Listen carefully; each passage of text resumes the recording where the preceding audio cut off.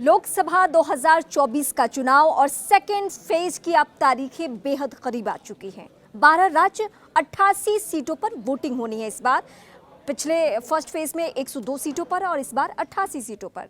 लेकिन 88 सीटों में से जो सबसे महत्वपूर्ण सीटें हैं उस पे इस वक्त हम बात करने जा रहे हैं। वो है उत्तर प्रदेश की 8 सीटें जिस पर इस बार वोटिंग होनी है। 8 में से 7 सीटें बीजेपी के पास हैं और लड़ाई इस बार बहुत ही ज़्यादा दिलचस्प, वो हमारे लिहाज से दिलचस्प है, लेकिन जो राजनीतिक पार्टियां हैं उनके पसीने छुड़ाने के लिए काफ़ी है। फर्स्ट फेज की वोटिंग हुई और उसके बाद जैसे ही मत फीसद गिरा उसके बाद राजनीतिक पार्टियों के पसीने छूट गए और अलग अलग तरीके से बयानबाजी होनी शुरू हो चुकी है। हालांकि उस बयानों के अलग अलग मायने निकाले जा रहे हैं और कहा जा रहा है कि मौसम में गर्माहट तो पहले से थी, चुनावों में गर्माहट अब पहुंची है और उसका असर अब देखने को मिल रहा है। अब इसके पीछे क्या वजह है? जो कांग्रेस पार्टी की दलीलें हैं उसका दावा है कि ये वोटर्स उदासीन हो चुके हैं, इसलिए वो मतदान केंद्र पे नहीं पहुंच रहे हैं।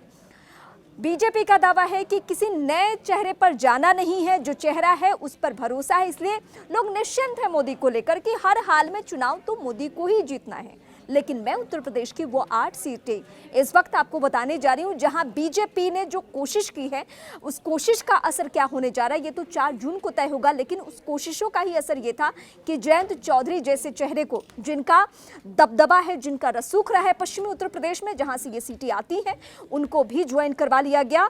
और उसके बाद हालांकि सीटें उनको 3 ही मिली, लेकिन ज़्यादातर सीटों पर उनका दबदबा है तो इस लिहाज से उन पर भरोसा किया गया। चौधरी चरण सिंह को इसी बीच में भारत रत्न भी दिया गया, वो भी इसी का हिस्सा है, ऐसा विरोधियों ने कहा। लेकिन मैं एक एक करके वो सीटें आपको बताते जाऊंगी। मेरठ सीट बीजेपी बनाम बसपा की लड़ाई।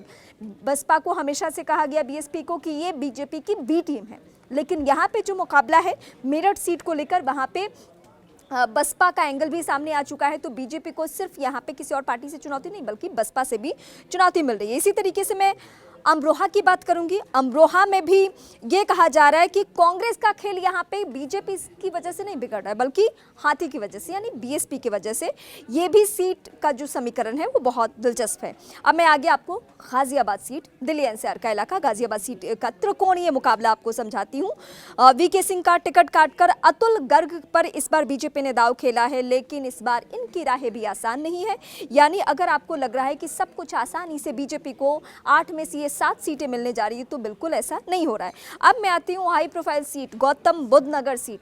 सारे वोटर्स शहरी और शहरी होने के लिहाज से हर बार इसका फायदा मिलता भी है महेश शर्मा को। इस बार भी वही चुनावी मैदान में है, लेकिन क्या चुनावी माहौल में बदले समीकरण का असर महेश शर्मा के ऊपर होगा या नहीं होगा, या गौतम बुद्ध नगर से वो आराम से ये सीट निकाल लेंगे, ये भी देखना दिलचस्प होगा। हालांकि डोर टू डोर कैंपेनिंग खूब की है महेश शर्मा ने।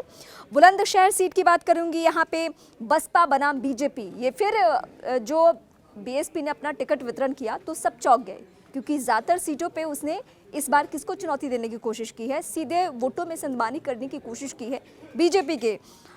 अब मैं अलीगढ़ की बात कर लूं। पीएम मोदी का चुनावी भाषण आप सभी को याद होगा। अलीगढ़ में भी उन्होंने जाकर वोटर्स को खूब जागरूक करने की कोशिश की। सतीश गौतम इस बार चुनावी मैदान में है और बसपा ने यहाँ मुस्लिम प्रत्याशी गुरफान नूर को का टिकट काट दिया है और बीजेपी से आए हितेंद्र कुमार को टिकट दिया है। इसीलिए हम कह रहे हैं कि बीजेपी को बीएसपी यहाँ में नुकसान पहुँचाने जा रही है। मथुरा सीट के बारे में आप सभी को पता है, यहाँ से ड्रीम गर्ल चुनावी मैदान में है और हैट्रिक लगाने की कोशिश कर रही हैं।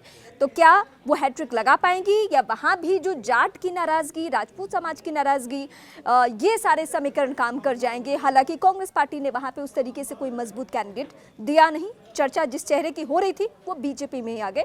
तो ये 88 में से जो 8 सीटें हैं सेकेंड फेज की, उसका समीकरण इस वक्त मैं बता रही थी आपको।